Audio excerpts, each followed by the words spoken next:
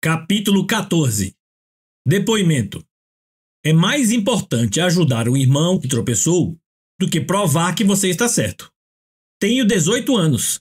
Sou filha de uma mãe solteira e tenho uma irmã gêmea idêntica, além de parentes maravilhosos. Nunca conheci meu pai biológico e durante toda a vida nunca consegui perdoá-lo.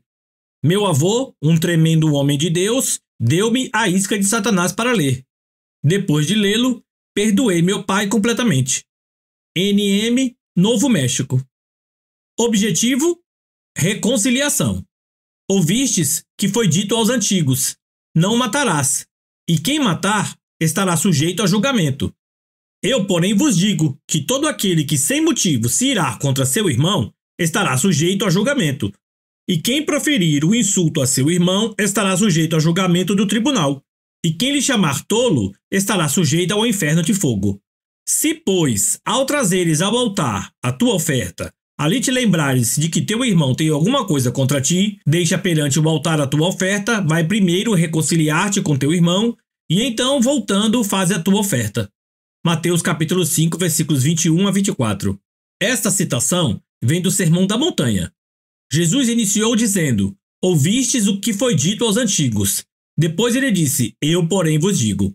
Jesus continua a comparação ao longo deste trecho da sua mensagem. Primeiro, ele cita a lei que regula as nossas atividades externas. Depois, ele mostra o seu cumprimento, trazendo-a para o nível do coração. Assim, aos olhos de Deus, um assassino não se limita à pessoa que comete assassinato. Ele também é aquele que odeia seu irmão. Aquilo que você é no seu coração é quem você realmente é. Jesus descreve claramente as consequências da ofensa em seu sermão. Ele ilustra a gravidade de se guardar ira ou amargura por causa de uma ofensa. Se alguém está irado com seu irmão sem motivo, ele corre o risco de julgamento. Ele corre o risco de ser levado ao tribunal se essa ira der frutos e ele chamar seu irmão de tolo. A palavra raká significa cabeça oca ou tolo. Era um termo de reprovação usado entre os judeus nos tempos de Cristo. Se essa ira chegar ao ponto em que ele chame seu irmão de tolo, ele corre o risco de ser lançado no inferno. A palavra tolo ou insensato significa ateu. Diz o insensato no seu coração: não a Deus. Vê Salmo 14:1. Naqueles dias, chamar o irmão de tolo era uma acusação muito séria. Ninguém diria tal coisa a não ser que a raiva que essa pessoa alimentasse tivesse se transformado em ódio. Hoje seria comparável a dizer a um irmão: vá para o inferno, e falar sério ao dizer isto. Jesus estava mostrando a eles que não lidar com a ira pode levar ao ódio. A ira não tratada os colocaria em risco de irem para o inferno. Então ele disse que se eles se lembrassem que o seu irmão estava ofendido com eles, a prioridade número 1 deveria ser encontrá-lo e tentar se reconciliar. Por que procuraríamos nos reconciliar com tanta urgência para o nosso bem ou para o bem do nosso irmão? Devemos fazer isso para o bem dele, a fim de podermos ser um catalisador para ajudá-lo a sair da ofensa.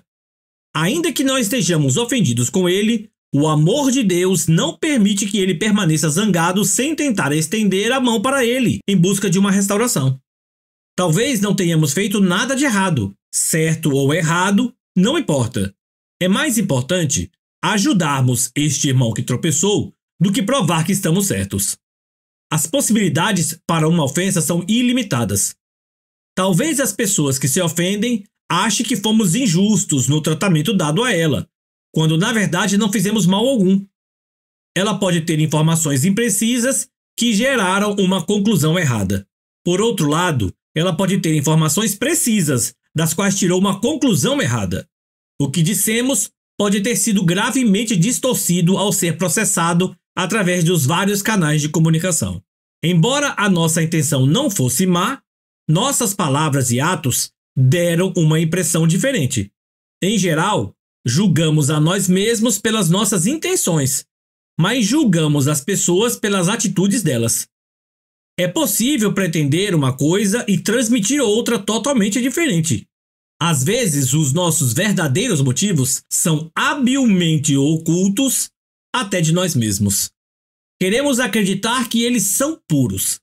Mas, quando os filtramos pela palavra de Deus, podemos vê-los de modo diferente. Finalmente, talvez tenhamos pecado contra aquela pessoa, estávamos zangados ou sob pressão, e ela suportou o impacto de tudo. Ou talvez essa pessoa tenha nos atacado com palavras de forma constante e intencional, e estejamos dando o troco na mesma moeda. Não importa o que tenha causado a ofensa. O entendimento dessa pessoa ofendida está obscurecido, e ela baseou as suas conclusões em suposições, no que ouviu dizer e nas aparências, enganando-se, embora acredite que tenha tido o discernimento dos nossos verdadeiros motivos. Como podemos ter julgamento preciso sem termos informações precisas? Devemos ser sensíveis ao fato de que ela acredita de todo o coração que foi injustiçada. Seja qual for o motivo pelo qual ela se sente assim, devemos estar dispostos a nos humilharmos e a pedir perdão. Jesus está nos exortando a nos reconciliarmos, ainda que a ofensa não seja culpa nossa. É necessário maturidade para se andar em humildade para trazer reconciliação. Mas dar o primeiro passo em geral é mais difícil para a pessoa que está sofrendo. Foi por isso que Jesus disse à pessoa que causou a ofensa para ir até ele, pedindo perdão àquele que foi ofendido. O apóstolo Paulo disse: assim, pois, seguimos as coisas da paz e também as da edificação de uns para com os outros. Romanos 14:19. Isso demonstra como devemos nos aproximar de uma pessoa a quem ofendemos. Se nos aproximarmos com uma atitude de frustração, não promoveremos a paz. Só tornaremos as coisas difíceis para aquele que está magoado. Devemos manter uma atitude de buscar a paz através da humildade à custa do nosso orgulho. Esta é a maneira de vermos a verdadeira reconciliação. Em certas ocasiões, aproximei-me de pessoas que havia ferido ou que estavam zangadas comigo e elas me atacaram com palavras. Elas me disseram que eu era egoísta, sem consideração, orgulhoso, rude, áspero e muito mais. A minha reação natural foi dizer: não sou. Você é que não me entende. Mas, quando eu me defendo, isso só alimenta o fogo da ofensa. Isso não é buscar a paz.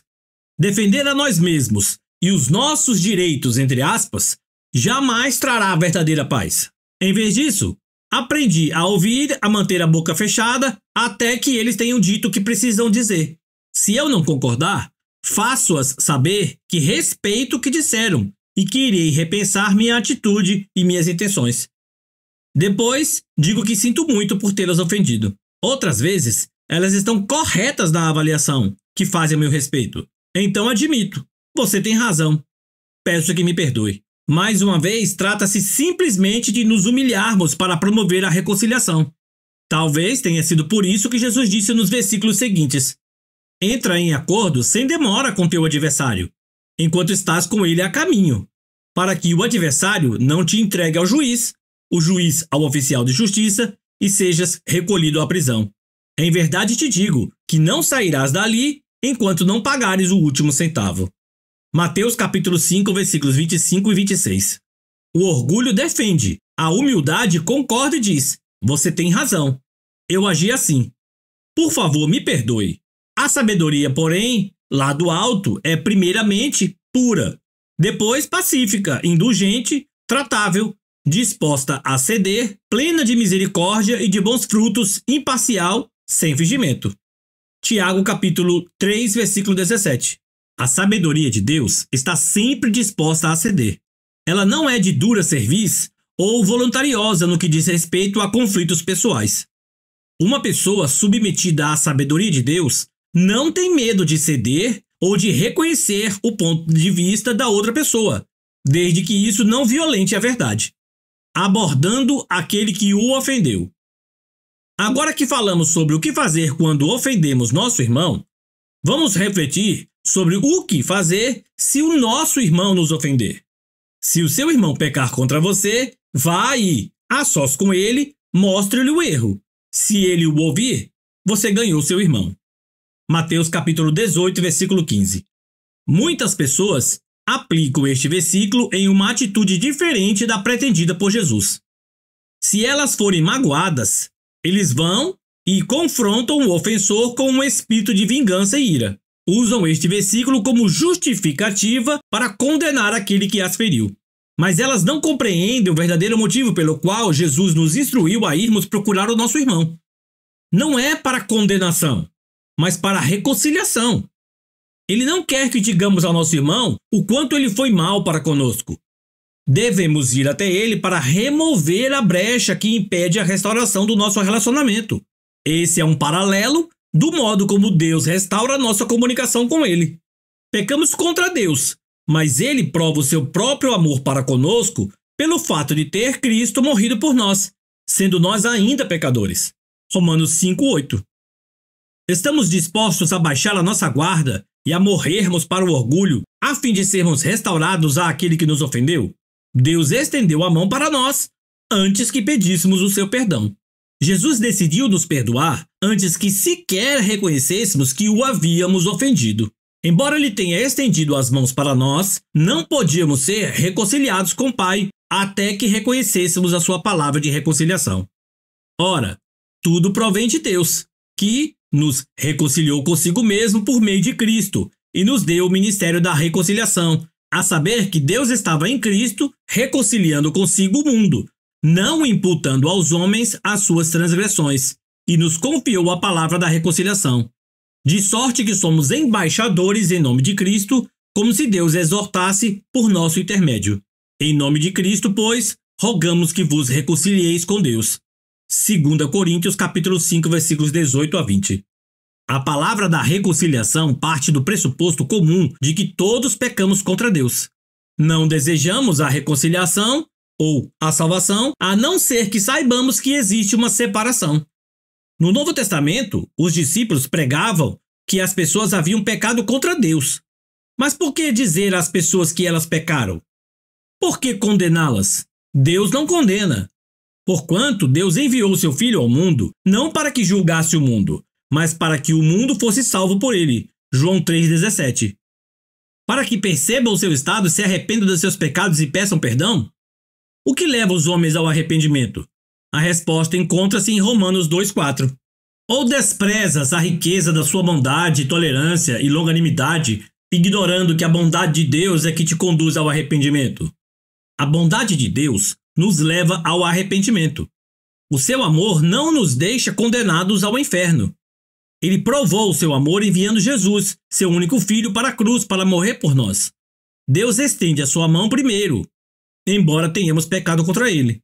Ele nos estende a mão não para nos condenar, mas para nos restaurar, para nos salvar.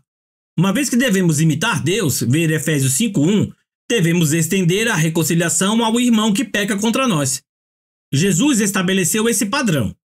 Vá até ele e lhe mostre seu pecado. Não para condená-lo, mas para remover qualquer coisa que exista entre vocês dois, e assim poderem ser reconciliados e restaurados. A bondade de Deus dentro de nós atrairá o nosso irmão ao arrependimento e trará a restauração do relacionamento.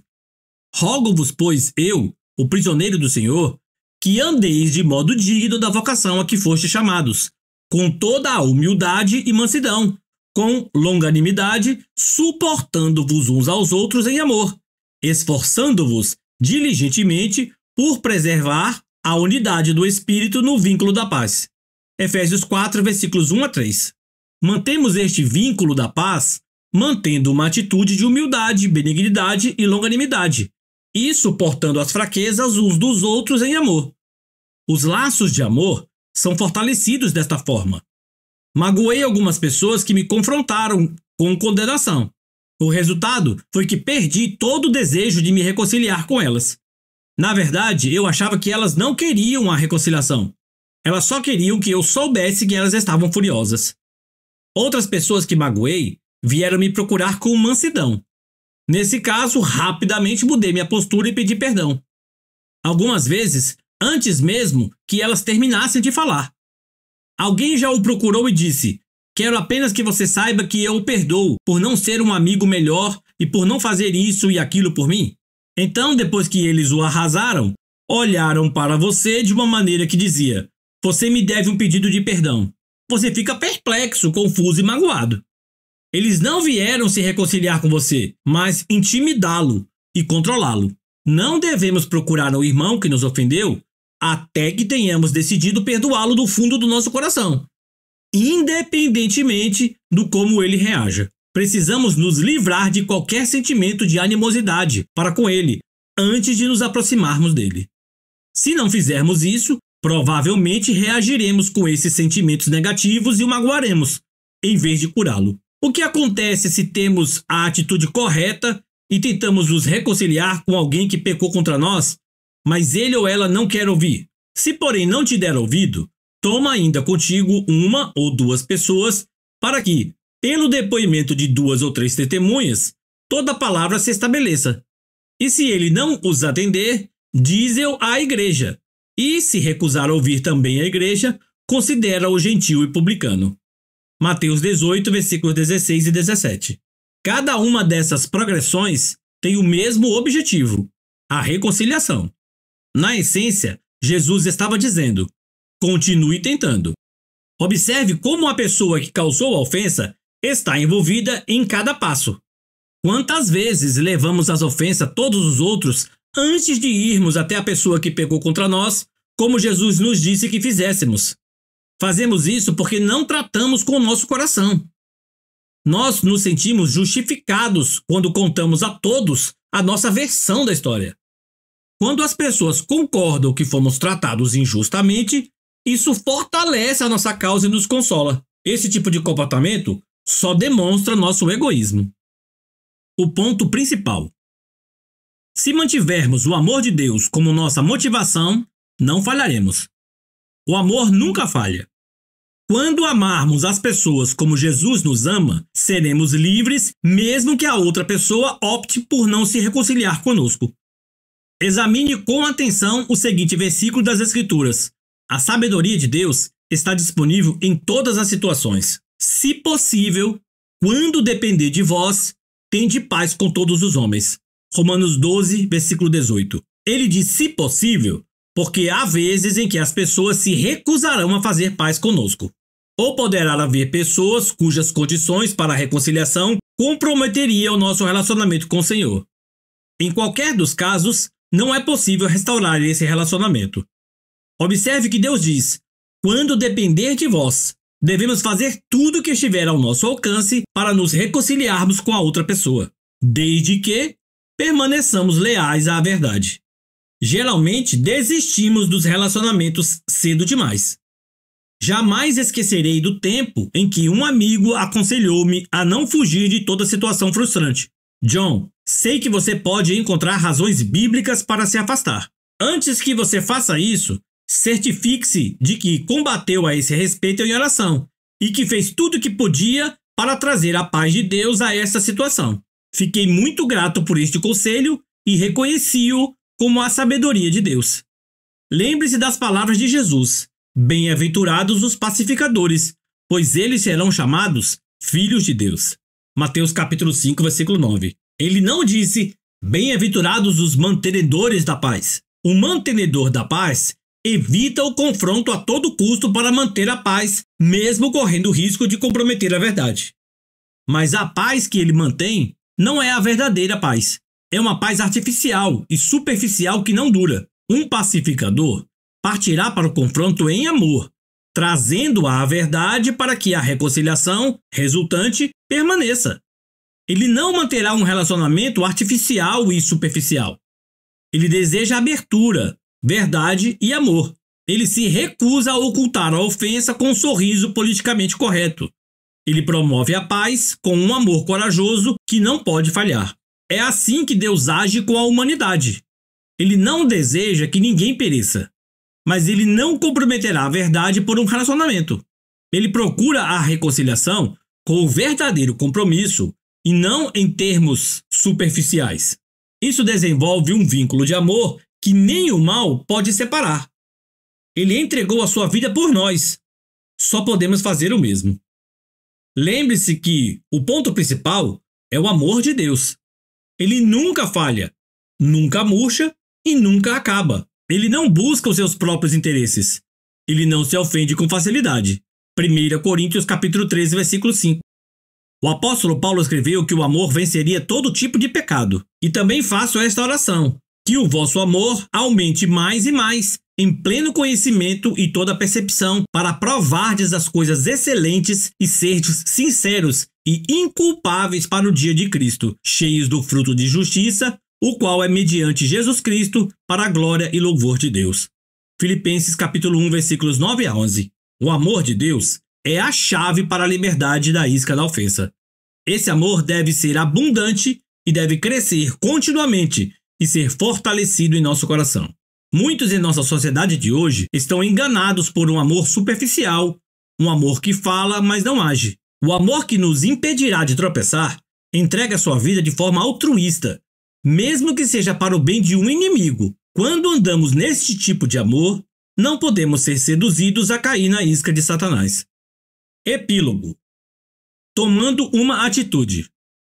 Enquanto lia este livro, o Espírito do Senhor pode ter feito você se lembrar de relacionamentos do passado e pessoas contra quem você guardou alguma coisa em seu coração. Senti a instrução de Deus para pedir que você faça uma oração simples de libertação comigo. Mas, antes de orar, peça ao Espírito Santo para andar com você e percorrer o seu passado, trazendo à sua memória qualquer pessoa contra quem você possa ter alguma coisa. Fique em silêncio diante dele enquanto ele lhe mostra quem são essas pessoas. Ele as trará claramente à sua memória, para que você não tenha dúvidas. Quando ele fizer isso, você talvez se lembre da dor que sentiu. Não tenha medo. Ele estará bem ao seu lado para consolá-lo. Ao liberar estas pessoas da culpa pelo que fizeram a você, imagine cada uma delas individualmente. Depois faça esta oração. Mas não se limite a estas palavras. Use esta oração como um guia e deixe-se conduzir pelo Espírito de Deus. Pai, em nome de Jesus, reconheço que pequei contra ti ao não perdoar aqueles que me ofenderam. Arrependo-me disso e peço o teu perdão. Também reconheço minha incapacidade de perdoá-los sem a tua ajuda. Portanto, do fundo do meu coração, escolho perdoar. Coloque agora os nomes das pessoas. Libere cada uma individualmente.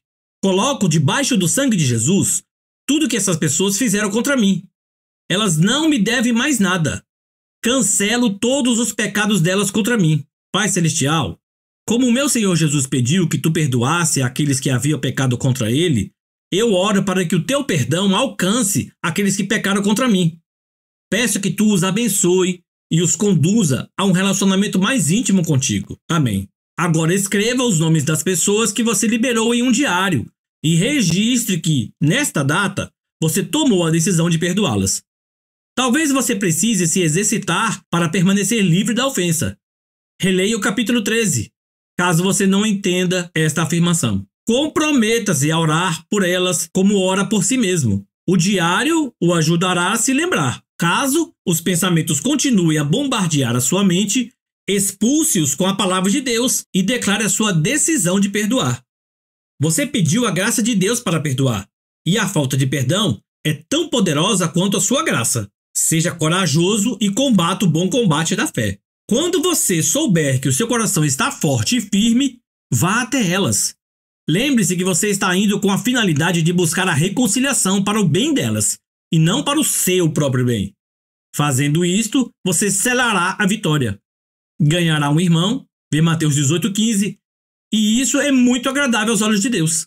Ora, aquele que é poderoso para vos guardar de tropeços e para vos apresentar com exultação, imaculados diante da sua glória, o único Jesus, nosso Senhor, mediante Jesus Cristo, Senhor nosso, glória, majestade, império e soberania, antes de todas as eras, e agora, e por todos os séculos. Amém. Judas, versículo 24 e 25.